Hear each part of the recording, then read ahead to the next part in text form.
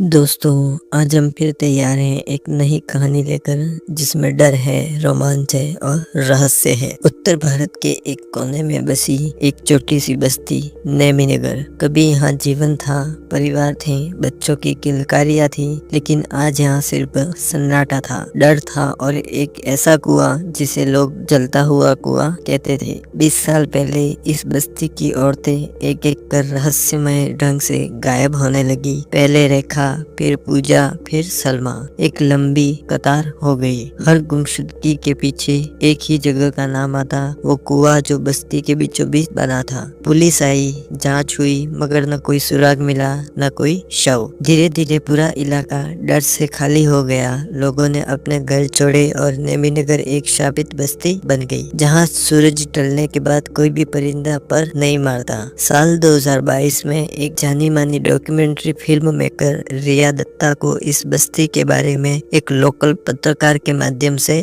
पता चला। यह किस्सा उसे भीतर तक झकझोर गया। उसने तय किया कि इस बस्ती पर डॉक्यूमेंट्री बनाई जा सकती है और इस डर के पीछे की सच्चाई सामने लाई जा सकती है। उसकी टीम में थे आदित्य, जोएल और नीरज। नीरज ने उन्हें चेताया, मैडम जी दिन में घूम लो, लेकिन रात को यहाँ मत रुकना। सूरज ढलते ही इस बस्ती में आवाजें आती हैं, औरतों की, जिनका कोई नाम नहीं रहा। रिया मुस्कुराई और बोली, नीरज डरना मेरी फिल्म का हिस्सा हो सकता है, लेकिन मेरी हकीकत नहीं। टीम ने बस्ती में कदम रखा। चारों ओर जले हुए घर नहीं, मगर काली पड़ी दीवारें, सड़ी हुई लकड़ियां, खिड़कियां और टूटे फूटे झरोखे और एक अजीब सी बदबू। बीच में खड़ा था वो पुराना कुआं, भारी पत्थरों से बना, लोहे की मोटी जाली से ढका हुआ। दीवारों पर खून जैसे लाल रंग से लिखा था, 303 औरतें खत्म करो। रिया उस संख्या पर चौंकी, क्योंकि उसे याद आया कि 303 नंबर भारतीय पुलिस की पुरानी सर्विस राइफल होती थी। क्या ये इत्तेफाक था या कोई इशारा? रिया ने कैमरा ऑन करने को कहा। आदित्य ने कुएं के चारों ओर घूमकर विजुअल कैद करने शुरू किए। तभी एक तेज आवाज आई, धम। कुएं की जाली पर कुछ गिरा था। सब चौंक गई, नजरें ऊसर गई। एक कागज का टुकड़ा पड़ा था, धूल से सना हुआ। रिया ने कांपते हुए हाथों से उसे उठाया। उस पर हाथ से लिखा हुआ था, तलाश पूरी नहीं हुई है, अब तेरी बारी है। उसी पल कुएं के अंदर से एक धीमी घुटती हुई सिसकी सुनाई दी, जैसे कोई बहुत अंदर से बहुत धीमे चीख रहा हो, मगर बोल नहीं पा रहा हो। जोएल पीछे हट गया। आदित्य के हाथ कांपने लगे और नीरज का चेहरा पीला पड़ गया। रिया धीरे से बोली, इस कुएं के नीचे क्या कोई जिंदा है? और उस अंधेरे कुएं के सन्नाटे में सबको पहली बार लगा शायद 20 साल पहले की गुमशुदगियां अब जवाब मांग रही थी। उस कुएं ने रिया और उसकी टीम को हिला कर रख दिया।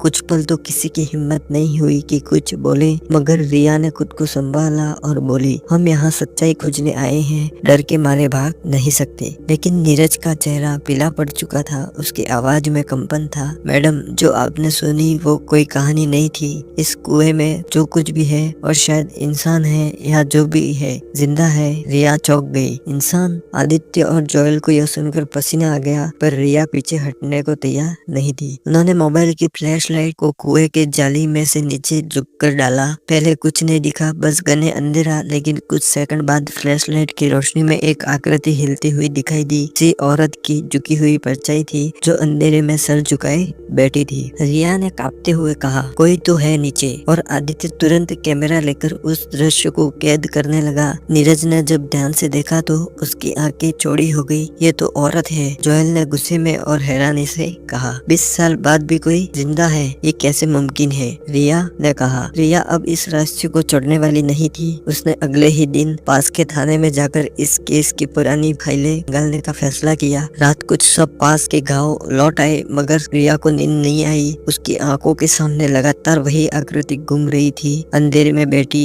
एक औरत, जैसे वो अब भी मदद की आस में थी। अगली सुबह वे सब पास के थाना भवन में पहुंचे, जहां उन्होंने थाना प्रभारी से मिलकर नेमिनगर की कुछ पुरानी केस फाइलों को मंगवाया। पुराने रजिस्टर, धूल से भरे दस्तावेज, बिखरी हुई फाइलें। इनमें ढूंढते हुए रिया की नजर एक खास फाइल पर पड़ी, FIR नंबर 303/2002। यही नंबर कुएं की दीवार पर भी लिखा था। फाइल के अंदर 11 महिलाओं के नाम दर्ज थे। सब एक ही बस्ती से जुड़ी हुई थी और सभी अचानक गायब हुई थी। आखिरी नाम था रेखा देवी। नीरज ने कहा, ये वही रेखा है जिसकी शादी के कुछ ही महीने बाद गायब हो गई थी। रिया ने पूछा उसके पति का क्या नाम है। जवाब मिला राम गोपाल वर्मा। रिया को हैरानी तब हुई जब फाइल में लिखा मिला कि राम गोपाल से पूछताछ होनी थी, मगर वह कभी पेश नहीं हुआ और केस बिना किसी निष्कर्ष के बंद कर दिया गया। रिया का माथा थनका, 11 औरतें गायब और बस एक लाइन में सब खत्म। पुलिस ने कुछ किया ही नहीं। उसने नीरज से पूछा क्या तुम्हें इस राम गोपाल के बारे में और कुछ पता है। नीरज ने कहा कभी सुना था कि वो बस्ती छोड़कर रामनगर चला गया था, किसी फैक्ट्री में काम करता था। रिया ने तय कर लिया अब ये सिर्फ डॉक्यूमेंट नहीं रही, अब ये एक सच्चाई को उजागर करने का मिशन है। उसी शाम रिया ने एक और साहसिक कदम उठाया। टीम के साथ दोबारा नेमीनगर जाने का फैसला किया, मगर इस बार वो ड्रोन कैमरा साथ लेकर गए ताकि कुएं के अंदर की साफ तस्वीर मिल सके। रात करीब 9 बजे वे फिर बस्ती में दाखिल हुए। हवा और ज्यादा तेज थी और बस्ती का सन्नाटा जैसे कुछ कह रहा था। कुएं के ऊपर से ड्रोन कैमरा नीचे भेजा गया। स्क्रीन पर सब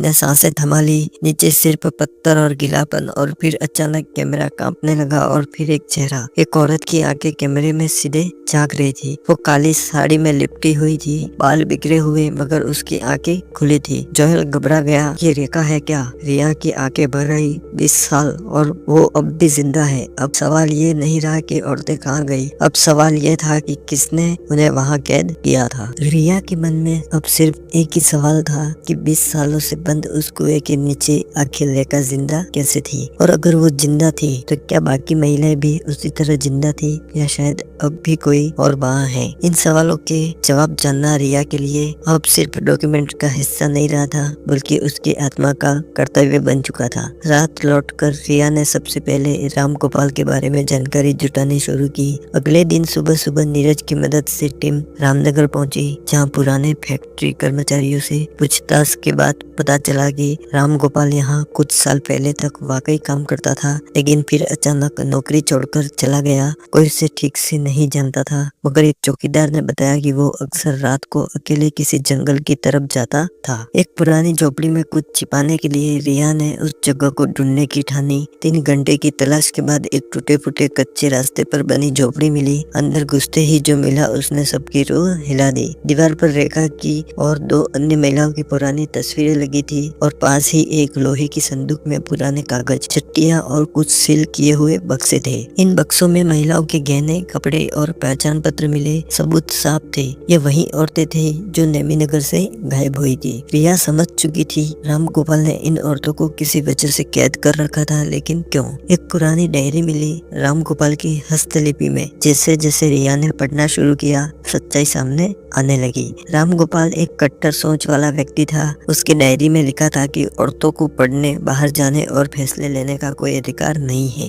उसे लगता था कि आधुनिक सोच ने औरतों को बागी बना दिया है। उसका मानना था कि नेमीनगर की औरतें मर्यादा के खिलाफ जा रही है, इसलिए उसने खुद को एक रक्षक समझकर उन्हें सुधारने का बेड़ा उठाया। पर सुधार का उसका तरीका रूह कपा देने वाला था। उसने एक एक करके उन औरतों को अगवा किया, उन्हें कुएं के नीचे बनी एक गुप्त कोठरी में बंद कर दिया। उन्हें बाहर की हवा तक नसीब नहीं होती। उसे लगता था कि इस तरह वह उन्हें शुद्ध कर रहा है। रिया को अब पूरा सच मिल चुका था, लेकिन उसके सामने सबसे बड़ी चुनौती यह थी कि 20 साल बाद रेखा अब भी जिंदा थी और उसे बाहर निकलने का हर प्रयास जल्द से जल्द करना था। रिया ने स्थानीय प्रशासन से संपर्क किया, पुरानी फाइलें और मिले सबूत दिखाए। अधिकारियों को भी यकीन नहीं हो रहा था कि 20 साल पुराना एक बंद मामला अब फिर से खुला था और उसमें एक जिंदा औरत निकल रही थी। पुलिस और बचाव दल को नेमीनगर भेजा गया। भारी मशीनों से कुएं की लोहे की जाली काटी गई और कैमरे की निगरानी में नीचे उतरने की तैयारी हुई। 3 घंटे की कड़ी मेहनत के बाद एक औरत को स्ट्रेचर पर ऊपर लाया गया। उसकी आंखें खुली थी, लेकिन शरीर कमजोर था। रिया पहचान चुकी थी, यही थी रेखा। उसे हॉस्पिटल में भर्ती कराया गया। डॉक्टर ने बताया कि वह गहरे सदमे में है, मगर होश में है। उसकी सांसें चल रही थी और शायद अब उसकी आवाज भी लौटेगी। रेखा की हालत सुधरने के साथ साथ उसने धीरे धीरे बोलना शुरू किया। उसने बताया कि कैसे बाकी औरतों को एक एक कर कुएं में लाया गया, कैसे उन्हें अंधेरे में बंद कर दिया गया और कैसे उनमें से कुछ डर और भूख के चलते दम तोड़ती गई। रेखा ही आखिरी थी जिसे राम गोपाल ने सबसे लंबे समय तक जिंदा रखा था। जब राम गोपाल को लगा कि अब उसे ढूंढने वाला कोई नहीं तो वो भाग निकला, लेकिन एक गलती कर गया। रेखा के गहने, तस्वीरें और डायरी वहीं छोड़ गया, जिसने आज सब कुछ उजागर कर दिया। रिया की डॉक्यूमेंट्री का नाम 303 था, कुएं के नीचे की दुनिया। इसने पूरे देश को हिला दिया। नेमिनगर फिर चर्चा में आ गया, मगर अब डर की वजह से नहीं, इंसाफ की वजह से। राम गोपाल को पुलिस ने कुछ ही दिनों में नेपाल सीमा के पास से पकड़ लिया। अदालत में उसे उम्र कैद की सजा हुई और रेखा, वह अब अस्पताल से निकलकर एक महिला पुनर्वास केंद्र में काम करती है, उन औरतों की मदद करने के लिए जो कभी उसी दर्द से गुजरी है जिससे वो 20 साल तक जूझती रही। तो दोस्तों, ये कहानी कैसी लगी जिसमें महिलाओं के साथ अत्याचार हो रहा था? एक व्यक्ति ने उनका शोषण कर अधिकारों से वंचित न किया बल्कि अंधेरे में कैद कर रखा, लेकिन एक लड़की ने एक मुहिम चलाई और उन्हें आजाद किया। तो दोस्तों, इस प्रकार की कहानियों के लिए हमारे चैनल को सब्सक्राइब करें, वीडियोस को ज्यादा से ज्यादा लाइक करें, शेयर करें और हमसे जुड़े रहें। धन्यवाद।